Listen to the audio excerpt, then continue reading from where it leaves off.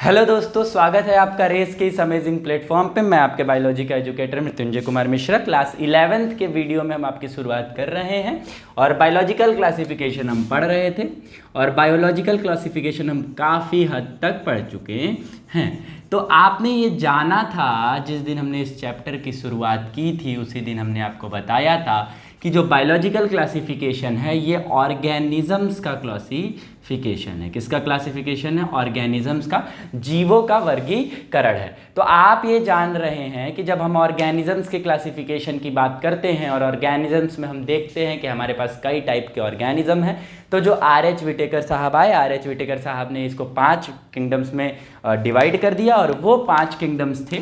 पहला किंगडम था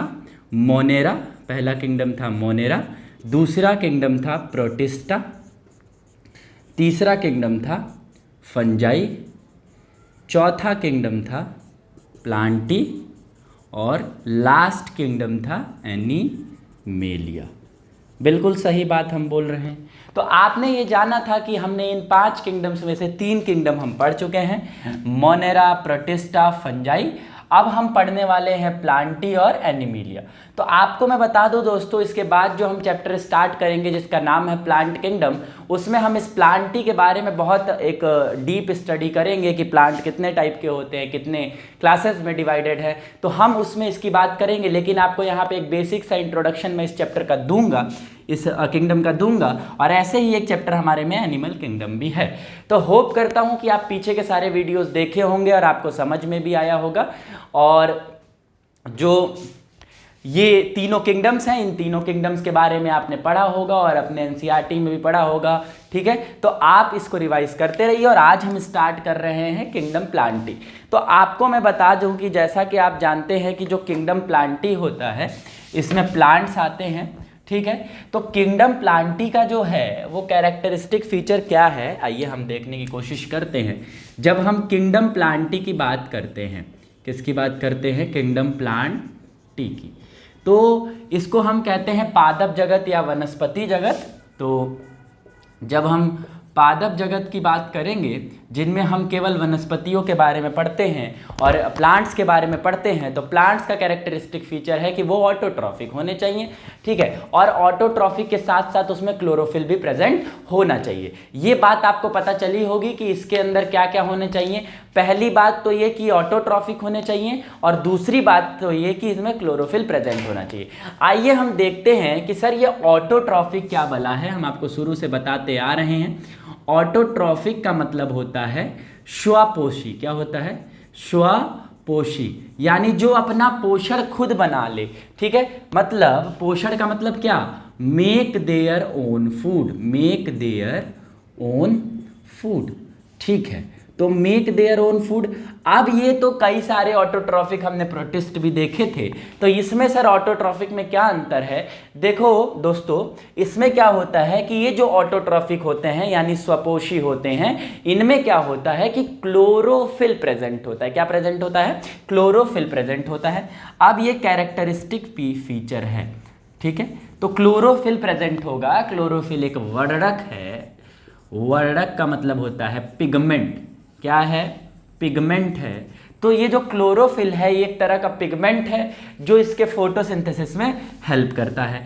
तो the process by which the plant make their own food is known as photosynthesis. आप बचपन से पढ़ते आ रहे हैं कि जिस विधि द्वारा भोजन अपना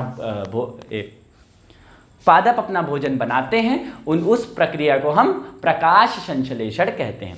तो आपको ये पता चल गया कि भैया ये जो क्लोरोफिल है ये ऑटोट्रॉफिक है। ये किस प्रोसेस से बना रहे हैं?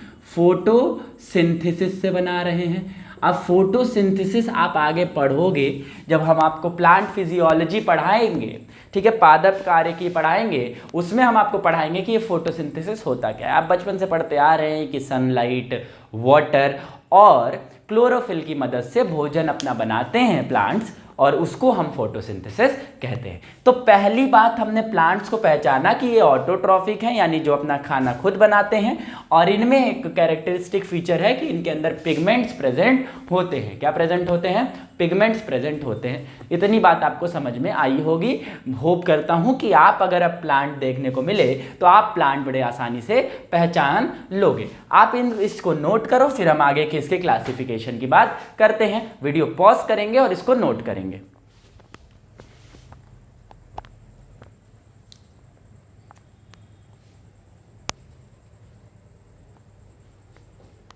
ठीक है दोस्तों, आपने नोट कर लिया होगा। तो एक सवाल आपके मन में बड़ा अच्छा उठता होगा कि सर क्या प्लांट केवल ऑटोट्रॉफिक ही हो सकते हैं, क्या ये हेटेरोट्रॉफिक नहीं हो सकते? देखिए बिल्कुल हो सकते हैं। कुछ प्लांट्स हेटेरोट्रॉफिक भी होते हैं। कुछ प्लांट हेटेरोट्रॉफिक होते हैं जिनको हम इंसेक्टिवोरस भी कहते हैं। तो अगर हम हेटेरोट्रॉफिक प्लांट की बात करते हैं,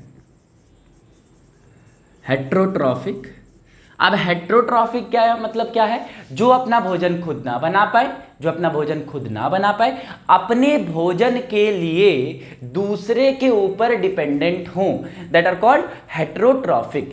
तो क्या सर ये अगर इनको इंसेक्ट्स नहीं मिलते तो क्या ये फोटोसिंथेसिस नहीं करते? नहीं, ये फोटोसिंथेसिस भी करते हैं और अपना भोजन दूसरे से भी ले लेते हैं। तो अगर हम हेटेरोट्रॉफिक जैसे कि इंसेक्टिवोरस, एज इंसेक्टिवोरस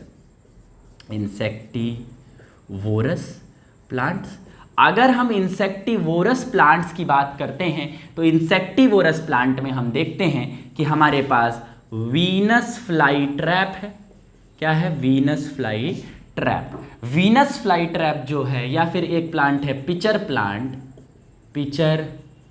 प्लांट, ठीक है। तो इसमें ये जो हैं ये इंसेक्ट से अपना भोजन लेते हैं, क्या करते हैं? इंसेक्ट को डाइजेस्ट करते हैं और उनसे अपना न्यूट्रिशन लेते हैं। तो आपको ये पता चला होगा कि प्लांट हेटेरोट्रॉफिक भी हो सकते हैं। और क्या सर केवल ऑटोट्रॉफिक हेटेरोट्रॉफिक होते हैं? नहीं दोस्तों, प्लांट पैरासिटिक भी हो सकते हैं। ठीक है। अब पैरासाइट की अगर हम बात करते हैं, पैरासिटिक प्लांट की हम बात करते हैं, तो कस्क्यूटा आपने देखा होगा।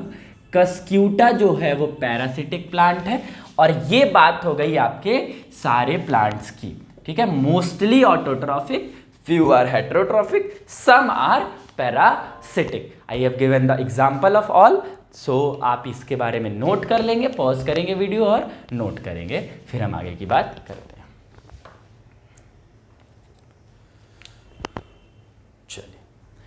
चलिए दोस्तों, अब हम आगे की बात करते हैं। आपको इतना पता चला होगा कि हेटेरोट्रॉफिक भी होते हैं, पैरासिटिक भी होते हैं और ऑटोट्रॉफिक भी होते हैं। अब एक बात हमें बताइए ज़रा कि जो प्लांट हैं उनमें सेल वॉल होगी, प्लांट में सेल वॉल होगी, कोशिका भित्ति होती है। यस, सेल वॉल प्रेजेंट होता है। तो सेल वॉल की बात अगर हम करते हैं तो सेल वॉल इज प्रेजेंट। तो अगर सेल वॉल प्रेजेंट है तो किसका बना है? सेल वॉल प्रेजेंट है और बना है सेल्यूलोज का। किसका बना है? सेल्यूलोज का बना है। ठीक है, सेल्यूलोज का बना है। अब देखिए सेल वॉल है, अब इसकी सेल टाइप कैसी है? ठीक है, सेल टाइप है यूकैरियोटिक। कैसी है? यूकैरियोटिक। इतनी बात समझ में आ गई। सेल वॉल बनी है, सेल वॉल है और सेल वॉल बनी है सेल्यूलोज की। सेल टाइप है इसकी यूकैरियोटिक। इतनी बातें अब ध्यान रखेंगे। अब अगर हम प्लांट के क्लासिफिकेशन की बात करते हैं और हम प्लांट के क्लासिफिकेशन की अगर बात करें तो प्लांट कितने पार्ट्स में क्लासिफाई किया गया? देखिए, प्लांट्स को मेनली 5 भागों में विभाजित किया गया है। प्लांट 5 भागों में वर्गीकृत या क्लासिफाई किया गया है। प्लांटी किंगडम में 5 ग्रुप हैं। पहला एल्गी, दूसरा ब्रायो, टेरिडो, जिम्नो और एंजियो। आइए हम एक एक करके बात करते हैं। अगर हम क्लासिफिकेशन ऑफ प्लांट किंगडम की बात करते हैं, किसकी बात करते हैं? Classification of plant kingdom.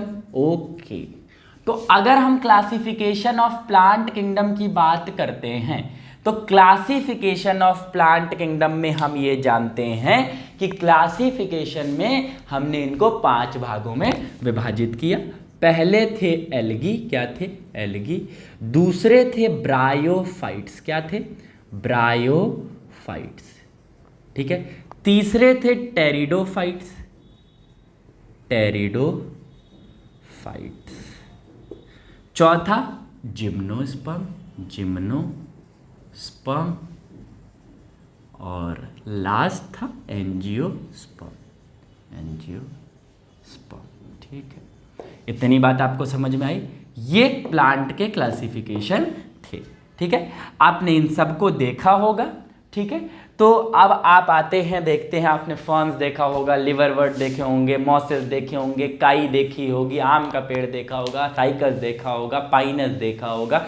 ये सब हैं प्लांट किंगडम के और अलग अलग ग्रुप्स में ये आते हैं। ठीक है, अब देखिए, अब हम इसके बाद जब हम प्लांट किंगडम की बात करेंगे दोस्तों, तो प्लांट किंगडम में हम ये देखेंगे कि कैसे कैसे इनको क्लासिफाई किया गया और वेरियस ऑर्डर में अरेंज कर दिया गया। तो आप इतना नोट कर लीजिए, फिर हम स्टार्ट कर रहे हैं एनिमल किंगडम।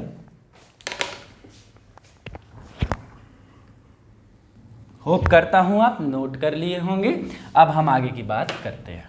ठीक, अब हम बात करते हैं लास्ट किंगडम, जो 5 किंगडम क्लासिफिकेशन का लास्ट किंगडम है, जिसका नाम है एनिमल किंगडम, या किंगडम एनिमेलिया भी कहते हैं, या जंतु जगत कहते हैं।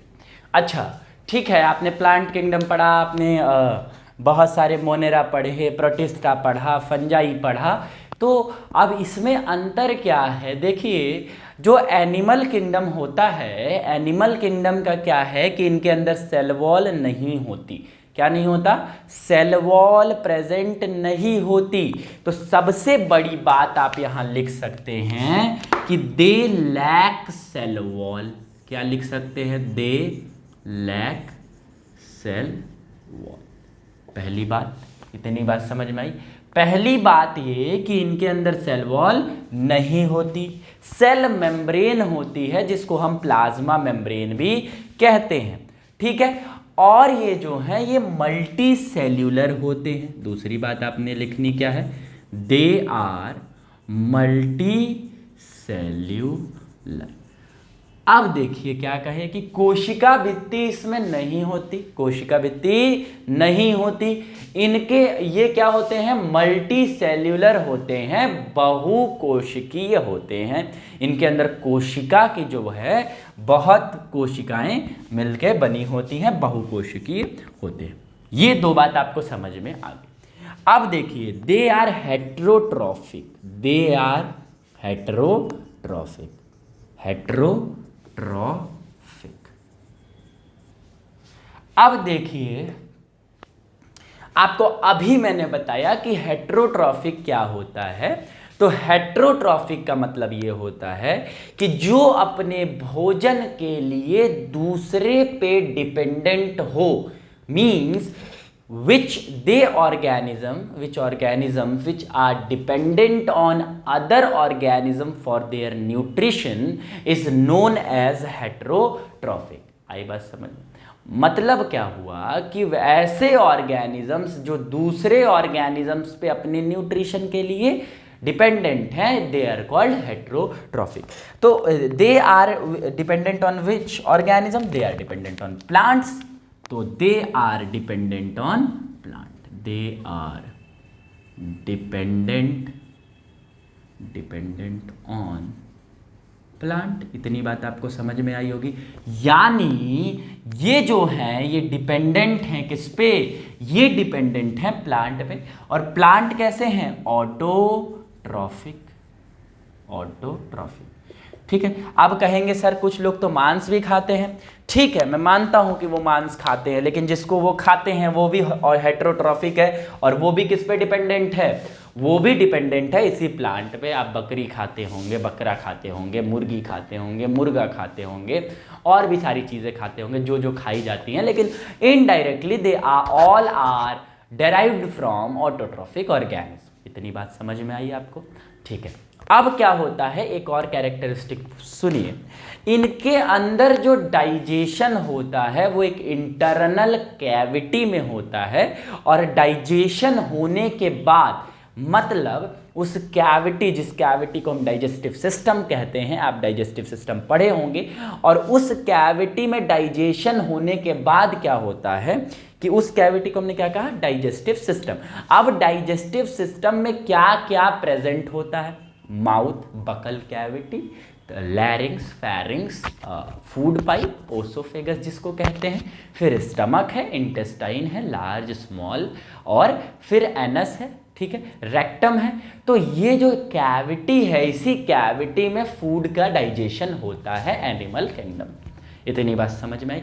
और ये जो फूड है ये स्टोर करते हैं ग्लाइकोजन और फैट के फॉर्म में। तो आप इसको भी लिख सकते हो, they store the food, they store the food in the form of glycogen and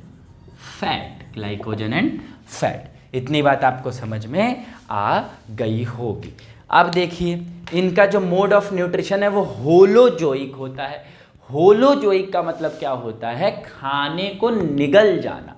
तो जो ये मोड ऑफ न्यूट्रिशन होती है जिसमें हम खाने को निगलते हैं, इस मोड ऑफ न्यूट्रिशन को हम कहते हैं होलोजोइक मोड ऑफ न्यूट्रिशन। क्या कहते हैं, होलोजोइक मोड ऑफ न्यूट्रिशन। बोलिए आपको बात समझ में आई। तो ये बात थी एनिमल किंगडम की। तो आपने देखा कैसी डाइवर्सिटी हमने देखी, पहले प्लांट किंगडम में देखा, फिर एनिमल किंगडम में देखा, ठीक है। और एक बात आप प्लांट में, एनिमल में जान लीजिए कि इसमें जो है मोस्टली जो होते हैं वो लोकोमोशन करते हैं। लोकोमोशन यानी मूवमेंट करते हैं, यहाँ से वहाँ चल सकते हैं, आपको पता होगा, ठीक है। तो आपने इतनी सारी वेरिएशन देखी, आपने देखा कि हमने मोनेरा पढ़ा, मोनेरा के बाद प्रोटिस्टा पढ़ा, प्रोटिस्टा के बाद क्या पढ़ा, प्रोटिस्टा के बाद फंजाई पढ़ा, फंजाई के बाद प्लांटी पढ़ा, प्लांटी के बाद एनिमिलिया पढ़ा। तो आपने ये देखा कि सब में कुछ ना कुछ वेरिएशंस हैं, सब में कुछ ना कुछ वेरिएशंस हैं। और आपको ये बायोलॉजिकल क्लासिफिकेशन मुझे लगता है बहुत अच्छे से समझ में आ रहा होगा। अब आगे एक टॉपिक और बचा है, वायरसेस, वायरॉइड्स और प्रियॉन्स और लाइकेन, ठीक है।